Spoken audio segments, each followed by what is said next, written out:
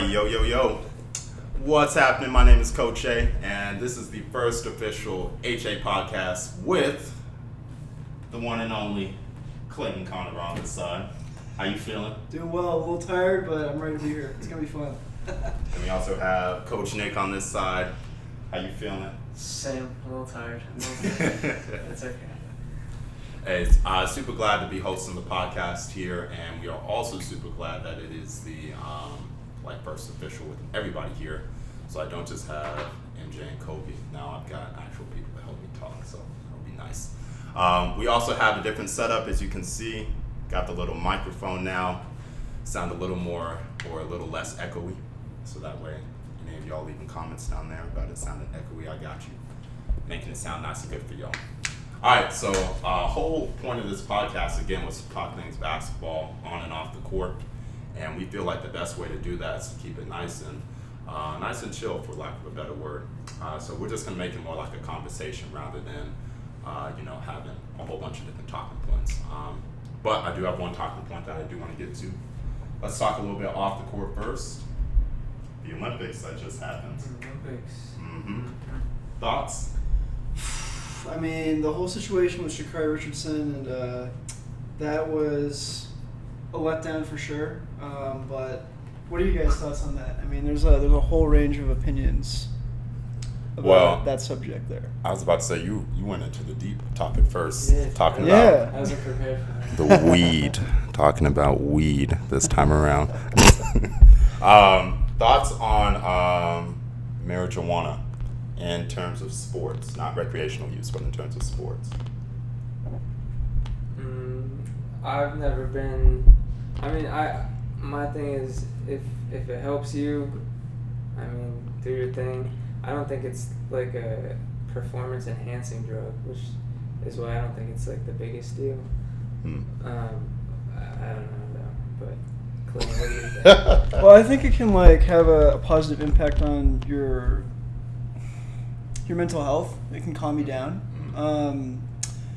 But of course, it's a drug, so it's going to affect everyone a little bit differently. Everyone's a little bit different. It doesn't matter, if it's marijuana, prescription drugs, whatever. It's going to affect everyone a little bit differently. But the thing is that she did break the rules. But there is evidence of other athletes in the past, like Usain Bolt. He's acknowledged that he's used marijuana during the Olympics as well, and there were no repercussions for that. So what exactly the deal with that is, I don't know. But it's just kind of interesting that I don't know if there's necessarily a double standard, but I don't know. It's a little funky, to say the least. Now, with this being said, let's just go ahead and say that we at Hoops Academy are not endorsing that any of our athletes or athletes in general use drugs or performance enhancers. Just throwing that out there. But it is a conversation that we need to have, especially, living in the state of Colorado where weed is legal in certain parts of the state. I think you guys both make good points. She did break the Olympic rules and guidelines, so, there is a penalty for that. But then also, like Nick, like you were saying, for some people it's just used to calm them down, take off, the edge and the stress or whatever. So, this is definitely something that we can unpack a little bit more. Double checking to make sure this does not stop on me. Let's talk a little bit more on different parts of the Olympics, like Simone Biles. Your thoughts on her pulling out on some of those events at the Olympics? Again, mental health, I think, is it's more important in sports than it ever has been. Especially with social media, people are just a lot more confident about, putting themselves out there, especially since you can do it, behind a phone. It's not saying that, you're more or less brave doing it behind a phone, but it's that people feel that they have a bigger voice, and a lot of people have a larger audience than they've ever had, Yeah. So with Simone Biles, mental health is the number one thing.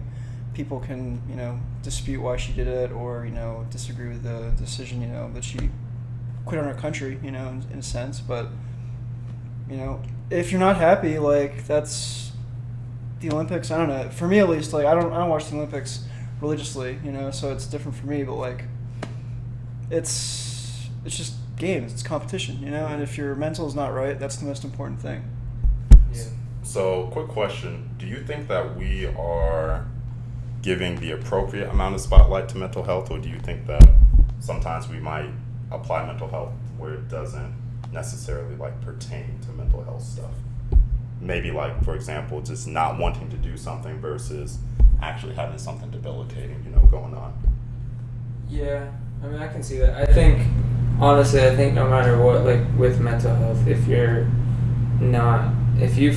know yourself and you know that you're not like ready to do something, like go play a sport or something like that, like you should know that, like, there should be no questions asked. You should be able to say, I'm not able to do this today, and there should be no questions asked. So I think with the Simone Biles thing, I think she should have been able to say, look, I'm not able to do this time, and then everyone should have been understanding and supportive, because you never know what people have going on. So, and her teammates were. Sunisa Lee, she was incredibly supportive of her decision. So the athletes understand. I think it's the people who aren't involved in athletics that don't understand that are incredibly critical. So because the athletes, they understand. They've been through the rigors and the training and the daily processes that are not for everyone, not for even probably 1% of people, but they understand. Like Sunisa Lee, she really was able to be empathetic to Simone Biles in that situation. Yeah.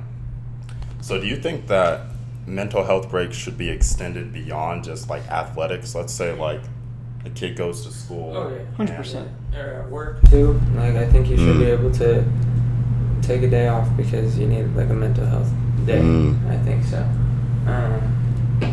Yeah, definitely. I know in my high school, like my senior year, they were a lot more open about that, and they would let kids, if they needed like a mental health day, they would let them take a day off. I think that's important. As long as you're not like abusing it and taking multiple days off, just because Yeah. As long as it's an actual problem, and if you need to take care of it, then take care of it.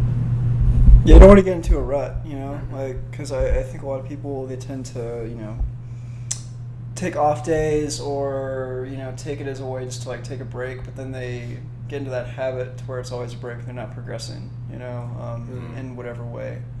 And that can be an issue in itself, because, you can inherently get upset with yourself or depressed even if you're not making progress in your daily life. Yeah.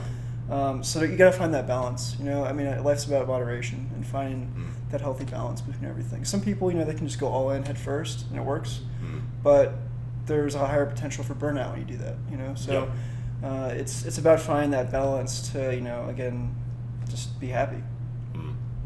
So have you two ever dealt with some of the things that we're talking about with mental health, anxiety, depression, feeling burnt out, overwhelmed? And if you have, what are some of the things that you've done to like overcome that, or to kind of get past that? I think most people, everybody. Should hold it for this one. Yeah, I think everybody deals with some sort of like something similar. I don't know. You don't have to like label it specifically what it is, but I'm pretty sure everybody deals with something, especially if you play sports, because it's a lot of pressure usually when you get to the higher levels. But I think the way I would usually deal with it was, I don't know. I think it's different for everybody, like how you deal with it. I think for me, biggest thing was honestly just basketball. Like I think playing basketball helped me a lot. Because there was pressure, but I kind of just had to deal with the pressure, and that I feel like has helped me a lot. Like now with work and stuff, when there's pressure, I feel like I can deal with it well because of that. So I think it helps like build you as a person, which is good. But I think honestly for me, just kind of pushing through it and keep playing. I think talking to other people who are in your same situation helps a lot. Talking to your parents, just talking to people, being open and trying to express your feelings. I think that helps a lot. Clay? Yeah, expressing your feelings, but also, not putting all your eggs in one basket. If you're, like I said before, like if you go in head first and it can go great, but it can also not go great, and then what do you have after that? So it's about diversifying your options, along with like what Nick was saying, talking, and being open to others, which is tough in this society. I think culturally, like we've just been built up to not express ourselves to the degree we should. We're not as comfortable about it as we could. But that being said, like again, don't put all your eggs in one basket in the sense of, if you're doing a sport or if you're doing a certain type of study, a certain type of degree, whatever. You don't want to go all in that. Like you want to be able to have an escape so that when it's not going right and you're stressed, you have a place you can cope. For me, like that's always been the outdoors. It's just, there's silence, there's peace. You're away from the civilized world. It's just like it's literally an escape. And for me at least, like, I'll go out there, I'll come back and it's just completely revitalized me. But everyone has a different process, and I think the important thing is just finding your own process, and that can take years, to really find that. Some people, they don't go through their whole life and they don't figure it out, but you gotta keep looking. That's the most important thing. I really like those answers, especially what you were talking about, the great outdoors, because I've seen like a lot of your posts and stuff, like you're always going out to like really to separate yourself a little bit, and I think that is hugely important, like taking that time to like recover and like letting your mind and like emotions reset in a sense. I definitely have dealt with that as well. It's mainly more on the depression side of things. It was my sophomore year of college specifically, just super feeling like depressed and like literally having friends come knock on my door. I wouldn't want to go out and do anything. I'd just stay in my room for long hours at a time. And it took things like going to play basketball, friends taking me on trips, or like taking me back to their hometown over breaks, just to kind of like, break out of that cycle of feeling like I was like alone or the only one dealing with the type of thing. Yeah. And I guess that's like really the biggest thing is like, if you are feeling that way, or like if you do have like those, those depressive thoughts, anxious thoughts, just realizing that one, you're not alone in these thoughts. Yeah. Like we as coaches have gone through it, former athletes have gone through it, lacrosse, basketball. Yeah. And like two, like if you can't come talk to us, your parents and stuff as well, like they've also gone through it, raising kids, having jobs and things like that. It's just important to know that like you're not like alone in that situation, and I guess more than not alone, that you have people that you can talk to, like us as coaches, and then like those support people that you should have like throughout your life. I'd like to add one thing. Like in my management class that I took last semester, one of the things they went over was just because someone isn't willing to speak about it doesn't mean they have nothing good to say, And I think, especially with mental health, it's kind of a taboo subject a lot of the time. It's a tough subject to open up about, and a lot of people don't talk about it, so we just assume there aren't issues. Yeah. And it really, it's 90% of social interactions that we notice are nonverbal, So like it's about, again, like seeing, okay, this person hasn't left the room in a while, or they're giving one-word answers or two-word answers to, questions that, they would answer differently too. Just they're acting abnormal, So it's on us as a society and us as a community, more importantly, to, be able to reach out and acknowledge others, even if they are not brave enough to open up. Because just because they're not willing to talk about it doesn't mean it's not happening. What do you think our role as coaches in terms of our athletes? Like, if an athlete does come up to us and say, like, hey, I am feeling anxious, or hey, I have been feeling a little depressed, like what do you think we can do as coaches to kind of help them through that process? I would say the biggest thing is just to ask what they think they need. Because what I might think they need is completely different than what they might need. Yeah. If they came up and told me they were feeling burnt out, I might tell them to take a break and maybe do something different that's not basketball. But maybe for them, they need more basketball to keep them going. Maybe they don't want to take a break. So I think for me, if someone were to come up and tell me they weren't feeling good or feeling depressed or something, I would just ask what they need from me and how I can help. And like you were saying, Nick, it's about everyone's individual needs. We're all so different. I think as a whole we have a lot of core similarities as humans and as people, but we're also very different too, you know. And like you were saying, we have these inherent needs that maybe as the way the person tries to perceive themselves in the community is completely different than how they actually, like, they really need it, you know. They really need that help. So like you were saying, you know, whether they're burnt out, you know, whether they're just feeling upset, they're not feeling like they're making progress at the right pace, you know, it's just up to having that conversation about what that person needs, and that they're not pressured to make a certain type of decision. That's the most important thing. You know, a lot of the time we have these like subconscious habits where it's like we're trying to appease others, we're trying to fall into a certain, I don't know, like status quo almost. And the most important thing is just like do what works best for you. You know, that's ultimately like once you get in the real world, you know, it's about what matters most to you. So if you can't figure that out, it's gonna be a lot tougher. Yeah. Well, I think that's definitely a good start on the whole mental health topic. We actually had Maddie's mom, if you remember that, she talked to our middle school girls about mental health and like some of the things that she does as a licensed therapist to like help people out. So we're definitely going to have her on a podcast sometime in the near future. That way we can get more of like a professional aspect on it as well. But the things that we've been mentioning, reaching out for help, finding those things that you can do outside of your normal daily routine. All those things are definitely steps that you can take to start.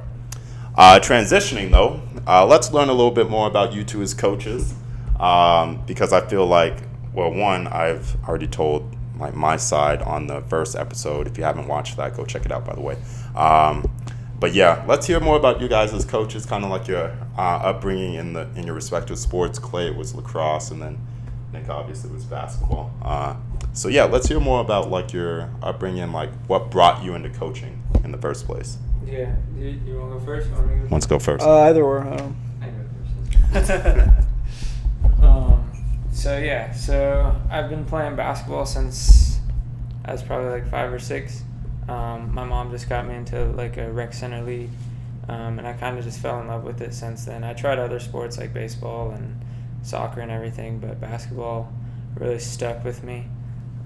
So I just played until my senior year of high school, and I did not play in college, but I did go to Metro. You could have gone D2. Thank you. I appreciate it. But I went to Metro for a year because I thought I wanted to be an elementary education major. Yeah, I thought I was going to be like elementary school teacher. Physics teacher, Nick. Yeah, because I like working with the kids. I enjoy the kids. So okay. That kind of made me start thinking like, well, maybe I can coach basketball because you work with the kids and I know a little bit about basketball. So I had a connection with one of my coworkers, and I started coaching this 4th grade team of boys, and I really enjoyed that. It was like the Chatfield feeder team, and I really enjoyed that. And then kind of one thing led to another, and I was coaching at Heritage for a little bit, and then I met you and started coaching with you, and I started doing trainings and stuff, and I've just fallen in love with the coaching side of it because it's a whole different side from like what I'm used to, because I'm used to just being the player and like being told what to do. So it's different seeing from the coaching side and seeing little different things like in practice and in games and all that. But yeah, it's fun. I love it because I like teaching it to the younger kids and teaching the stuff that I've learned over the years and trying to help them progress a little quicker. But yeah, what else you want me to say about that? Anything specific? I think we're all wondering how you got so many dope ass tattoos. I think that's what we're all wondering. Yeah, these are all mine. These are all mine. Why don't you go ahead and show us a couple? Okay. Put him on the spot. There you go. Make sure yep, there you go. Yep, so these ones are all mine. I did these couple.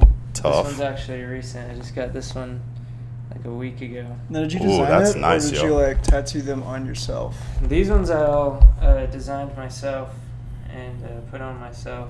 Oh, this damn. was someone that I work with, and she designed it. Yo. Whoa. But yeah.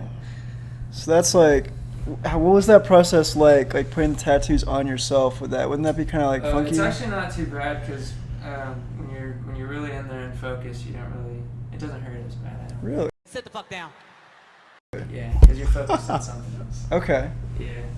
You heard it here first. Nick says that getting a tattoo does not hurt when you're focused. Yeah. If you focus on something else. Is It's it like gonna hurt. It is it doesn't like take- pretty? This is pretty sensitive, right? I've had some friends that have gotten tattoos right and here. we're like in here and the elbows. It's tough. That's a tough one. Yeah, there might be some tears. That's tough, yo. So Yeah, anybody thinking of getting a tattoo, just remember that.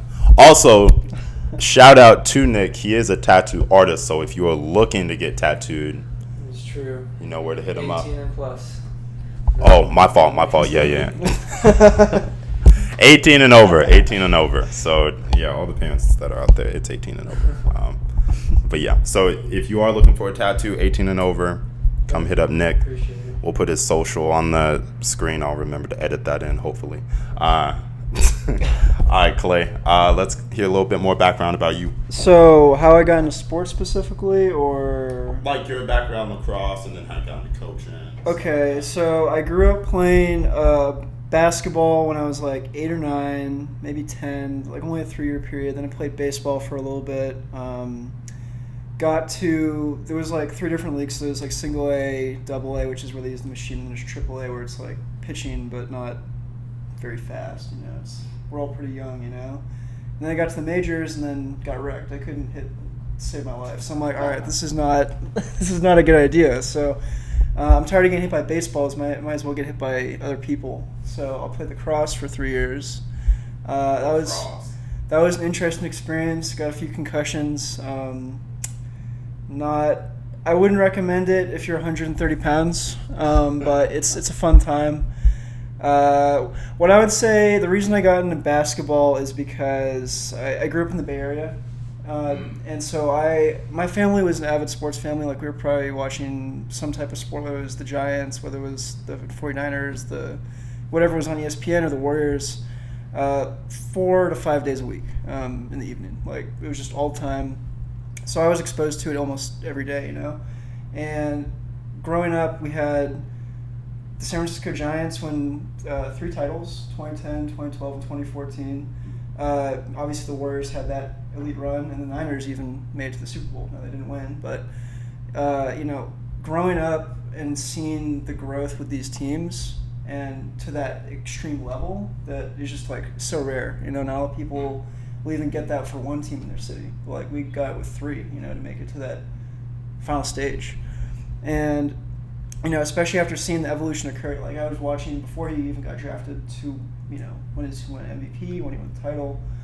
And I just had like a much greater like curiosity of the sport and how they play, because it's so fast paced. I mean, he revolutionized the game, you know, with how many threes he took, to the efficiency of threes. So I started looking at basketball around like junior year. Like, this is something I want to be involved in more so. And I started getting into like talent evaluation. I write for a couple different publications where we go over either NBA draft prospects, or we go over high school prospects in Colorado specifically.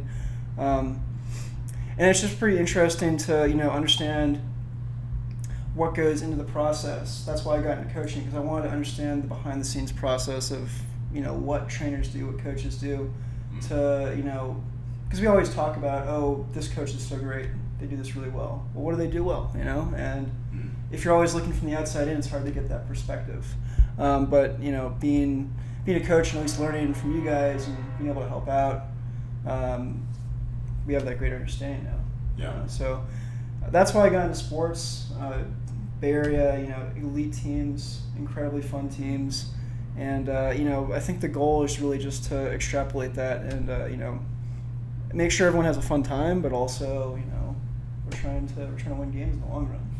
You know, so. Well, I think the biggest thing I took away from that is your sports teams are way more successful than the Denver sports teams. So far. Speaking about the Broncos specifically, terrible these past couple seasons. Here's a question for you guys as coaches. Let's say that you guys both made it to the league, okay? Talking about the NBA. I don't know if lacrosse has a professional league. They have the PLL.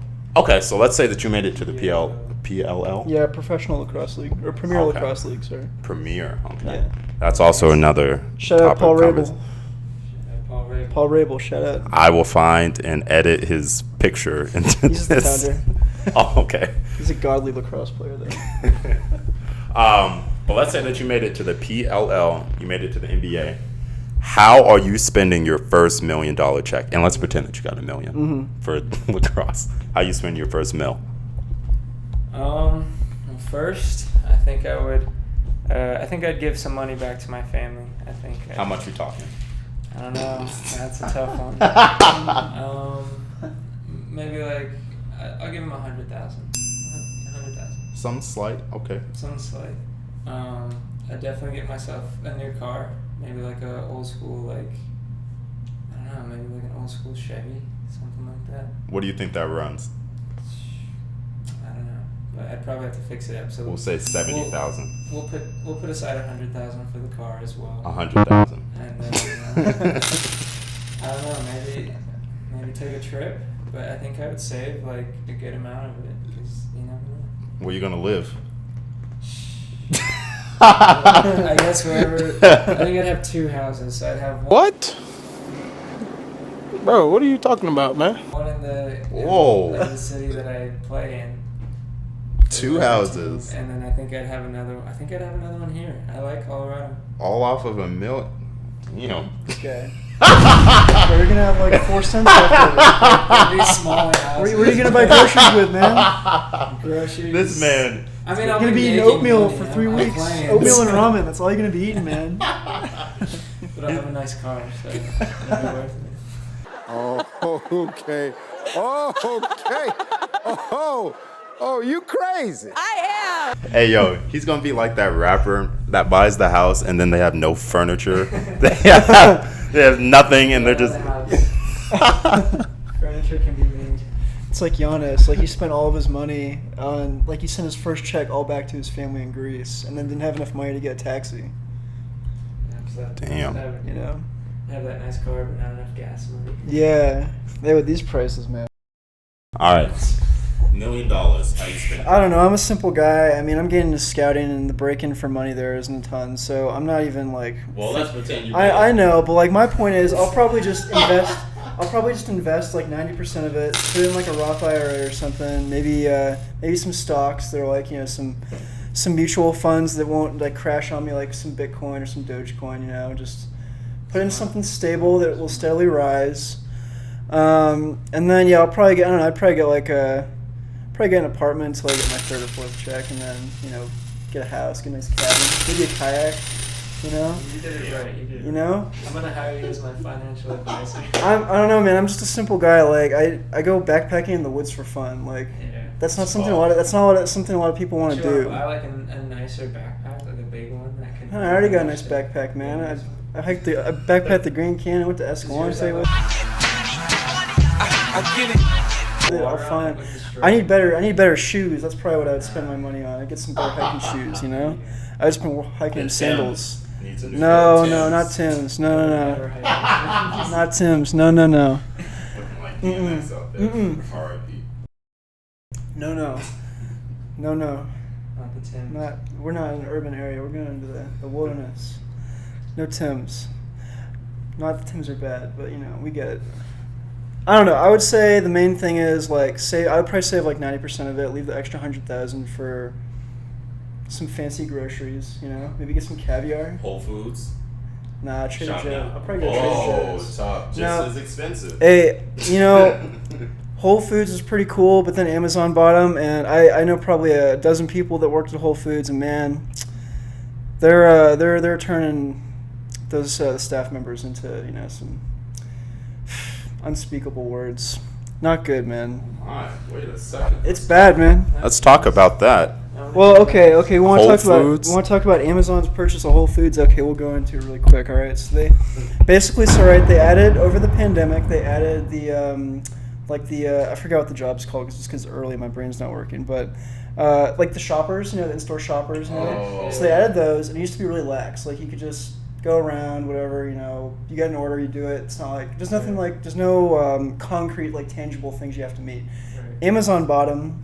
I guess Amazon already bought them at this point, but Amazon kept trying to make it more efficient, and they continue to make it more efficient. So one of my buddies, who was a supervisor there for multiple years, he basically what happened was he would talk to his manager, who's the next level up, and they'd be like, all right, we're adding 2 metrics. So, like, you need a certain amount of items per hour, or you need a certain amount of items that you're grabbing per whatever time frame, right?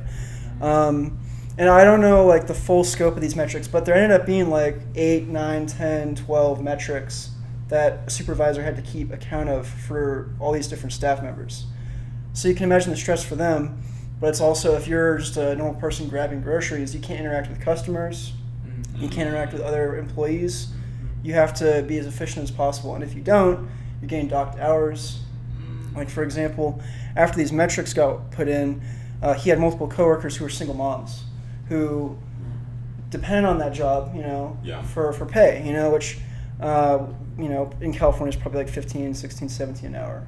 Maybe a little more, they might have been working there longer. But since these metrics were going on, for whatever reason, they weren't as efficient as the Amazon programming or whatever wanted.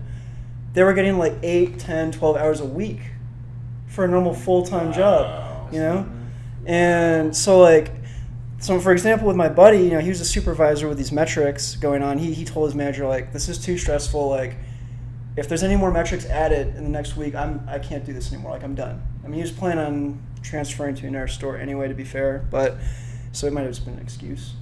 But so he told his manager, he's like, hey, I cannot do this. Like, this is too much stress. I can't do more with this. And his manager said, okay, I'll talk to corporate. Got back to him like later that day.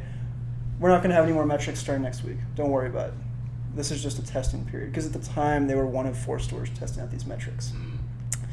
So they thought it was a temporary thing. He comes back next week. The manager tells him, we added 2 more metrics on top of the others. And he quit on the spot. So, I think it's just, again, back to stress. Like, it's a grocery store position. Like, this isn't Wall Street. We're not supposed to be getting burnt out working at a grocery store, guys. Like, and... yeah, that's just the story of metrics at Whole Foods. Yeah. Never shopping at Whole Foods. Yeah. Go to Trader Joe's. So anyone that's shopping at Whole Foods, just rethink that, reevaluate it. Go to Trader Joe's, that's down the street. You know the one I'm talking about. Go to Trader Joe's from now on. All right. Not exactly sure how we got onto that topic, but that was I'm not sure either. That was informative, though. An informative tangent, we'll call it that. Yeah. Whenever we go off on tangents, informative I tangents. think it was a compliment. Shoot, I was gonna add something, but I've done forgot. So we'll just move on to the next topic. Oh wait, no. You gotta know. We were gonna extrapolate this $1 million question. Yes. Oh, yeah. Because Nick is broke right about now. He bought 2 houses. Can't go to Whole Foods. Yeah. He's going going to to Supers. he's going to Kmart. Oh, he's going to Steinmart. Dollar General. Oh, no. He's getting that gas station sushi. So let's just say that Nick somehow bought 2 houses off of $1 million check in his first year. So Where's there one, Kansas? you gotta tell me, man. Where's It's the a small 1-bedroom. so an apartment. It's a house. It's a small house. It's got an attic. This man bought an Airbnb in New York City. That's what this man has. I see nothing wrong with that. Hey. I got a dog too. Oh my God. Oh my. Dog is gonna be eating the pigeons and the rats in the street. It's all fun and games until the medical bills start showing up. You better have insurance. With the NBA, that's okay. Yeah, I wonder if NBA has insurance policies for their players. All right, moving on. Next topic of conversation. Good, that's still recording. Shoot, I legit. Oh no. Success off the basketball court. So I feel like in America we have a warped view of success. That somehow getting $1 million immediately equates to being successful, which is not true anywhere else but the United States.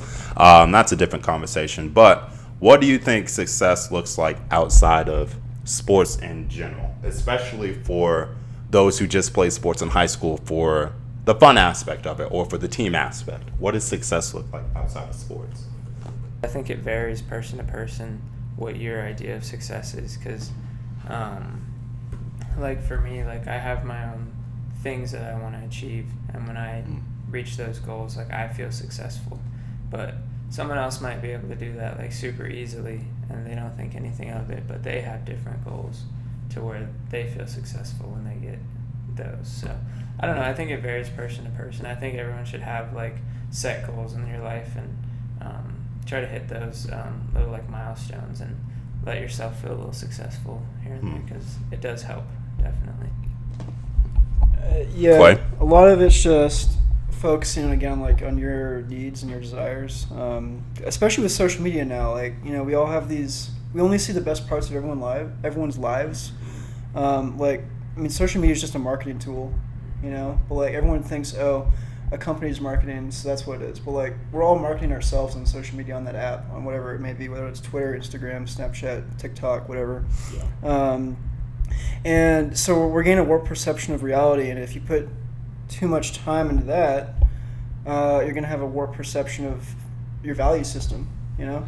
So the important thing is like what Nick was saying, you know, like understand your needs, you know, and what's successful to you. Like, what does that mean? You got to really think about it, you know, whether it's literally just like going out and taking a walk, you know, and just getting away from all technology to think about it, just have some space, or, you know, going to the gym, whatever's your happy place to where you think you can be more productive mentally. Yeah. That's the most important thing, because then you can start, you know, thinking on a deeper level you normally would. So what success is, it depends by person, but I think the thing is like, we gotta, as a society, we have to stop searching for what other people have perceived as success and look internally for what's success. We can't go externally for that. Okay. So we have the shaman and Clay over here preaching right now. But I like both of those things: setting personal goals and then not allowing society to dictate success. Not externally. Yeah. I really like that. All right, we're coming up on that 45-minute mark. I think that's a smart place to end it for our first episode together. So let's go a couple quick hitting questions. Okay. Let's go deep for the first one. So let's say that you have a TikTok star or Instagram influencer, whatever you want to call it, and a professional female athlete. Who are you dating and why? I thought you said it was deep. This is a deep question. For all of my Instagram influencers out there, both of these men are single. So I will throw their IG handles up on the screen. So just so you know. But go ahead. So it's an influencer or a professional athlete? Mm-hmm. I think I'd go with the athlete, to be honest. Why the athlete? Just because we would have a little more in common. I'm not the biggest social media guy, so I wouldn't. I would understand beg any to of that. differ. I'm not. Should we throw the picture up? I'll edit that picture into. You can throw the picture up if you'd like, but that was years ago. That was years ago. Times have changed. You don't know me. You don't know me. Times have changed. Oh man. I'm in the NBA now. I have $1 million. I am put future Opry. Put that photo in the final edit. I think I'd go with the athlete just because we got a little more in common, but you never know. Never know. Maybe. Okay. Clay? Athlete. Easy. I'm not about to do TikTok dances. Come on. Yeah, I don't really that's like the TikTok. what do I have in common with that person? Well, we're gonna go take photos of our food together. Camera eats before me? No. You want a photo? That food's gone. That food's gone before it even gets to the Wow. plate. No. Athlete, easy. Do you guys have a TikTok? No. I do have a TikTok. I already Go wasted enough follow time. me.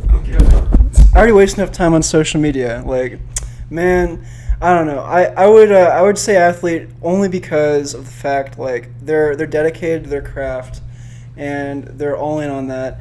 I don't know. TikTok's just like, bro, that's gonna be gone. It's gonna be like one of those popular apps for the like whatever period of time.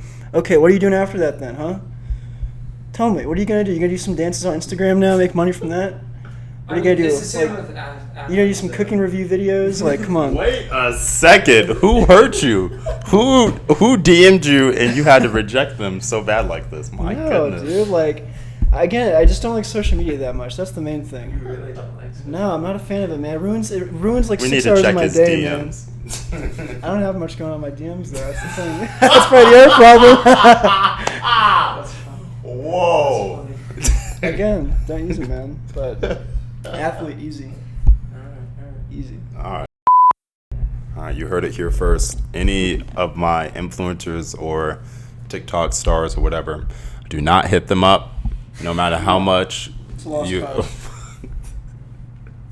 This man Clay is about it. He is not budging. I know my taste. It's not TikTok stars. What if she loved to hike 14ers every single What if she weekend? meant hiking TikToks? Hiking TikToks. Okay, now you're getting into a gray Oh, area. wow. Now you're getting into a gray area. There's the exception. Now you're getting to a gray There's area. the exception. I guess I'm getting into the stereotype of like, oh, you gotta be doing like certain things for the TikTok, but I guess there's a wide range of what you TikTok can be can. anything. I don't own the Pretty app, sure. so I guess that's the other thing. I have a flawed perception of it, you know. Yeah. I don't have TikTok either, but I'm pretty sure you can make one about anything. Oh yeah. I think we need to make Coach Clay and Nick a TikTok. Mm-mm. If you think so, go ahead and put it down in the No. comments for me. Should we make them a TikTok, and what would their TikTok username be? Oh, that's a good one. Mm-hmm. Yeah. Give us some suggestions and Oh, ideas. Also, if you know of any influencers who do hiking on TikTok or Instagram, please put their handle down in the comments as well. All right. Moving on. Yeah, quick hitters. If you could, yeah, that was supposed to be a quick hitter. That was a long hitter. That's a deep question. If you could choose any Power 5 school to go play at, which one would it be? Or top school. It doesn't have to be a Power 5, but top school. Maybe Oregon. Ooh. Oregon? Yeah, I'd say Oregon. I mean, like they just have a very good program there. Like their coach is a very smart guy. I'm blanking on his name right now, but if his face is in my mind. But like, he's just an excellent coach. I mean, he knows what the program is. He's honest. Plus, I like Pac-12 schools. I'm from the West Coast, so got to keep it local, right? Makes sense. Okay. Oregon? Man, I think I would pick UCLA. Nice. That fits him perfectly. I think UCLA. I think that's why I think I'd fit in well. It seems like a fun little scene to go hoop at. I would assume there's a beach nearby. Yes, there is. Mm-hmm. And I like the colors, the blue and the yellow. I think it looks good. So that is my choice. Surfer Mejia. UCLA. Yeah. I'd love to learn to surf a little bit. It'd be fun. You will meet plenty of professional female athletes out there, so you will be just fine. UCLA for Coach Nick, keeping the theme. I will do one more quick hitter. I got this one from All the Smoke. Shout out to them. 5 dinner guests, dead or alive. Who are you taking to dinner with you? Oh Lord. That's tough. 5 dinner guests. 5 dinner guests, All right, I would do. It can be male or female. male or female. Man, I think I would, and I know your books are sitting right here, but I think I'd have Barack and Michelle Obama. I think Ooh, that'd be interesting. And then to mix it up a little, I think I'd invite Pete Davidson. I think he's. who's that? Oh, I'll show Comedian. you later. He's a comedian. Big tattoo guy. He's funny. I think. Okay, that's so 3. I think having him with Barack and Michelle would be interesting. Okay. And then I think I'd want some sort of athlete. I think, I think right now my favorite player in the NBA is probably D'Angelo Russell. So I think I would invite him. You being serious? Yeah. Okay. You don't like my list? No, I was surprised by your serious? favorite NBA player. Just right now. Okay. He's smooth though. I'll give you that. He is smooth. I mean, if you like the play style, it's a nice play His style. team's Get not that. good, but he's good. I mean, him and Towns only played 7 games together this past season. Exactly. And the bench is, it's the Timberwolves bench. So. Yeah. Go ahead. All right, that's 4. Give me one more. Man, Skip Bayless. that's a tough one. Let me think about my 5th. All right, he's thinking about his 5th. 5 dinner guests. I'll go with Jimi Hendrix, number 1. I feel like that'd be pretty interesting. Then we'll give me Kevin Garnett, some chaos. This is an interesting table. Let's see. Oh, you know who else was in that movie Uncut Gems? Adam Sandler. Give me him. Yo. That's a good one. There's some that good is a chemistry good there. one. They work together. I mean, he got punched in the face by Kevin Garnett. It's gonna be great. You know, there's gonna be some hilarious communication and conversations there. Number 4. Shoot. Maybe I'll do Anderson .Paak. That's a good one. That's a good one. You know, a lot of Seems like creativity. it'd be loud. Yeah, Yeah. it's gonna be a very loud table. Yeah. That's the goal. It's gonna be chaos. I'm trying to create chaos. Yeah. Number 5.